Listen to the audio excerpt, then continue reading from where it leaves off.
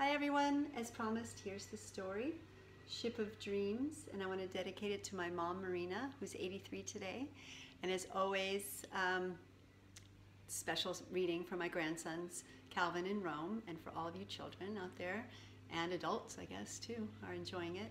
And we have our, my special guest is here with us. So let's go.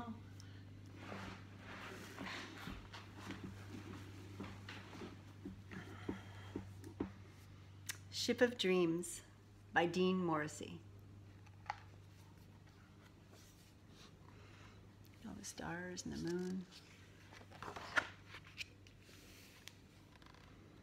Ship of Dreams.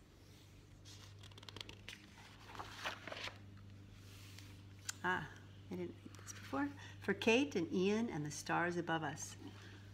And Nova, I'm glad you were able to take a break from your homework and hear the story yesterday.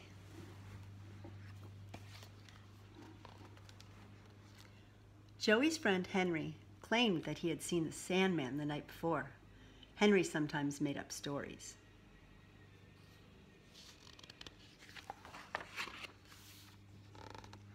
Joey was wide awake when he climbed into bed that night. He had made up his mind to stay awake and try to capture a glimpse of the Sandman. "What does he look like? How big is he?" Joey asked Henry. "Does he fly? Did you see him sprinkle the sleeping sand? Were you scared?" Joey had 100 questions. "Well," Henry had replied, "it was sort of dark, so I couldn't see very well. But I'll tell you this, he was there, and he was gone in the blink of an eye." Joey lay in bed waiting and watching and listening, and after a while he began to grow sleepy.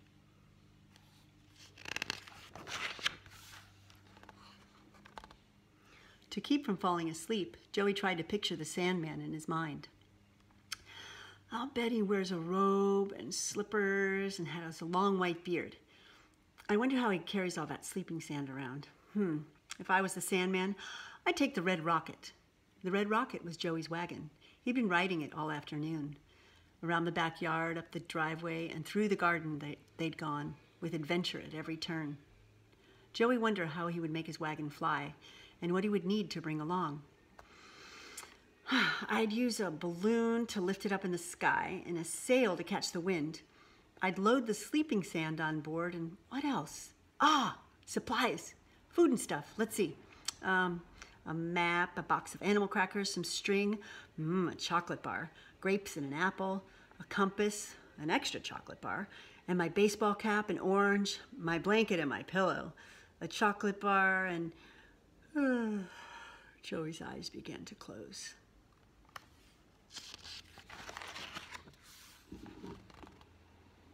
A sudden bouncing and banging startled the boy awake.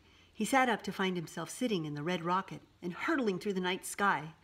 Past the town clock tower, over the rooftops and chimneys he flew. Metal wheels rattled, and a cloth sail flapped in the wind. Joey gripped the side of the wagon in fright. "Hey, wait, stop!" Higher and higher the little wagon climbed, away from the village rooftops and into the dark night. "Maybe I'm just dreaming," Joey hoped out loud as he hung on for dear life.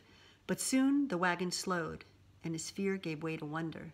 He looked around to find himself drifting through a heavenly field of golden stars. A crescent moon came into view. A shooting star streaked by in the distance. "Where am I?" asked Joey, as he relaxed his grip and looked around in amazement. Just then, bam! The wagon ran right into another crescent moon and tipped over. Joey lost his balance and tumbled out into the sky. Rolling and tumbling, he went spinning and falling, and down he fell. His stuff fell out too.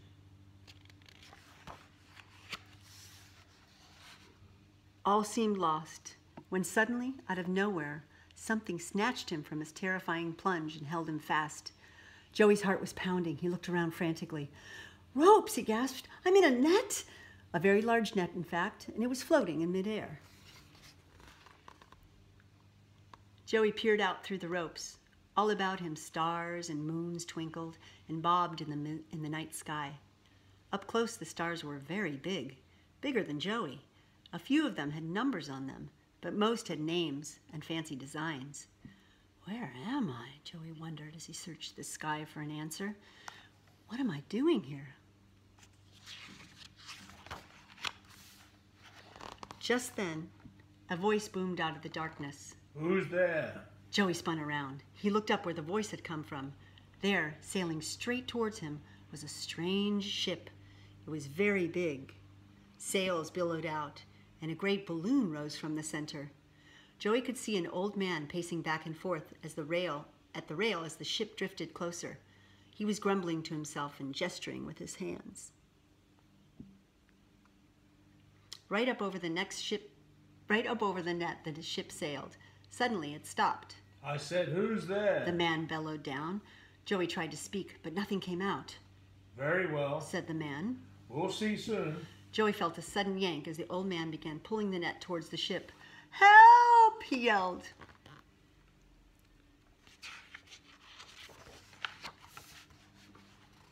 Hand over hand, the man hauled in the net. Over the rail came Joey. Ropes, bells, and all, he tumbled onto the deck. Frantically, he tried to untangle himself. The old man leaned over him. Shooting stars. He snapped. This net is for catching shooting stars, not little boys who drop out of the sky in the middle of the night. The old man stared down at Joey. Joey looked back up at him and tried to speak. You know it's lucky I spotted you, said the old man interrupted. You could have been... He adjusted his glasses.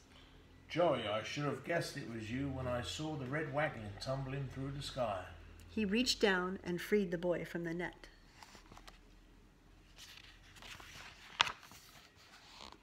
Who is this man? Joey wondered. How does he know me? I want to go home. His eyes darted about. The ship was old and worn-looking. It creaked and groaned as it swayed back and forth in the sky. Joey turned and looked into the open hatchway on the deck. He could see that the ship's hold was filled with sparkling golden sand. Sand, he thought. Sand? What? Wait a minute. The beard? The robe? Joey turned and looked up at the old fellow. You're the Sandman! The man was silent for a moment. Then, bowing slightly, he said, The one and only. I was waiting to see you when all of this happened, Joey exclaimed. Well, it really is you, just like I imagined. Wait till I tell Henry.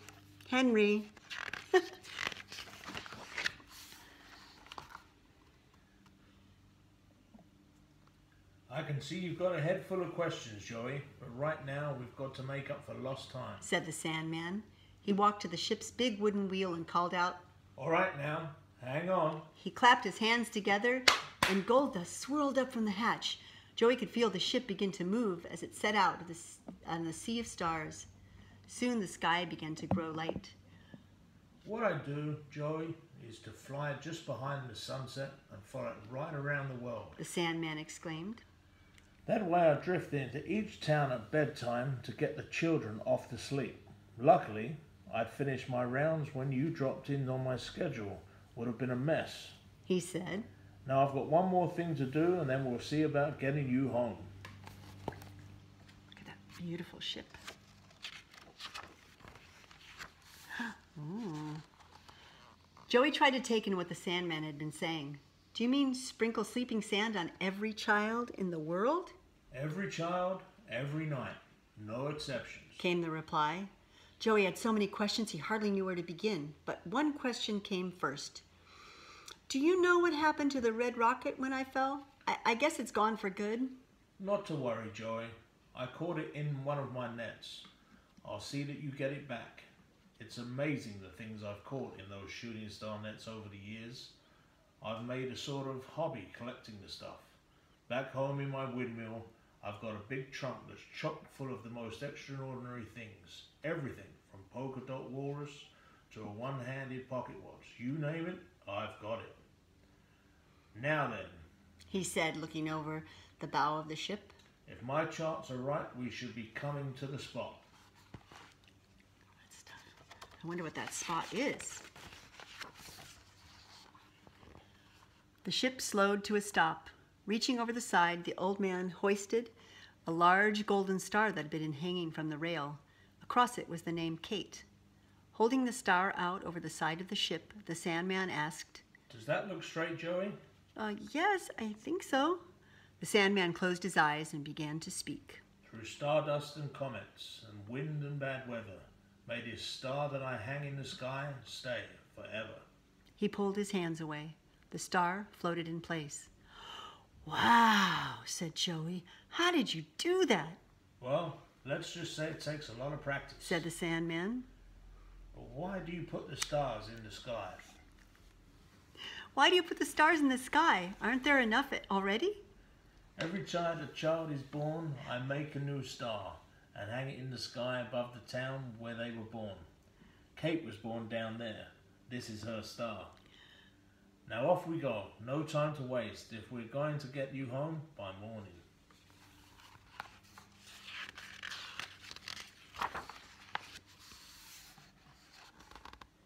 Where will you go after I... Where will you go after you take me home? Joey asked. Across the sea and back to my windmill. The Sandman replied. I need a few winks of sleep myself. Work starts at sunrise. But I thought the Sandman only worked at night. That's what a lot of people think. People imagine that I just drift about all night, sprinkling a bit of sand here and there. Let me tell you, it's hard work, said the Sandman. Just for instance, where do you think the sleeping sand comes from? Well, I never thought, Joey started. I'll tell you where. The Sandman continued. Every morning I sail into the sky and harvest shooting stars that I've caught in my nets, along with any stars little boys and that I happen to find, of course.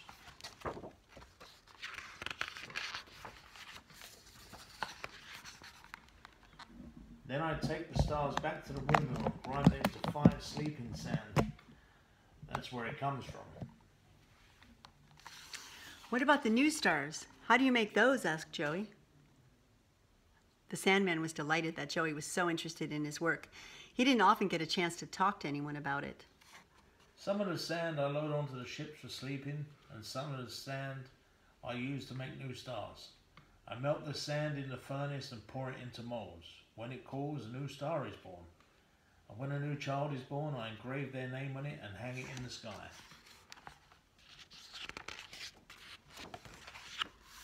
Joey looked out through the night sky, twinkling with stars and moons as they sailed along. There are so many stars up here. How do you keep track of them all? With telescopes, charts, and star maps that I keep in the dome of the windmill, said the Sandman. I have maps here on board as well, and a logbook too. I write down the names and positions of all the stars on the maps and in the book. But some of the stars have numbers, asked Joey. Those are my navigating stars. At night they help me find my way around up here. Sort of like street signs and house numbers, if you know what I mean. Joey nodded. Aha! Announced the Sandman. Off the starboard bow, star number 6. That means we're right above your town, Joey. We'll have you home in no time at all.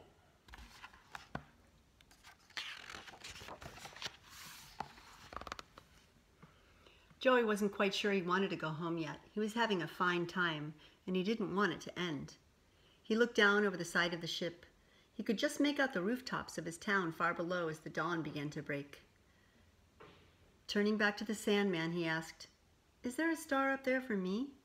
The old man knelt on one knee beside Joey and pointed into the sky. Right out there. The boy searched the sky. "Hey, there it is. Right there," he hollered. "It has my name on it and everything." Then he paused. "How long will it stay up there?" The Sandman spoke softly. Through stardust and comets and wind and bad weather, a star that I place in the sky stays forever.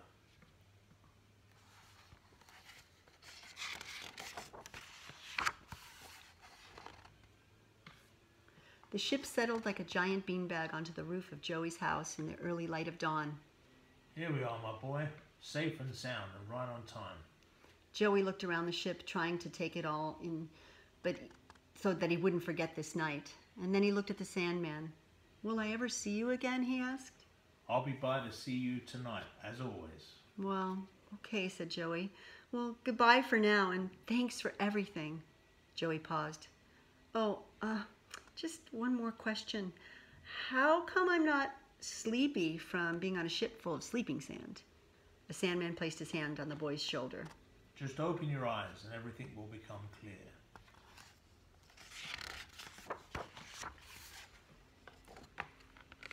Joey's eyes slowly opened. He sat up to find himself at home in his bed. Morning light streamed in through the bedroom window. He rubbed his eyes. I guess I must have been dreaming, he thought. I guess there's nothing to tell Henry. But it all seemed so real. Just then, a ray of sun flashed into the corner of the room, lighting up his toy box. I knew it, cried Joey.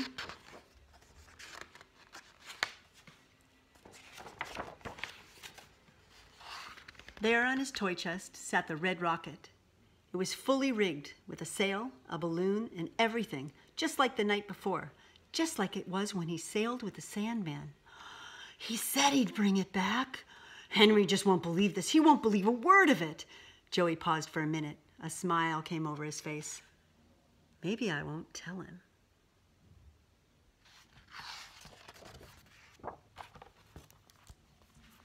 That's it. Thank you, and thank you to our special reader, special guest. Bye. See you soon. I love you.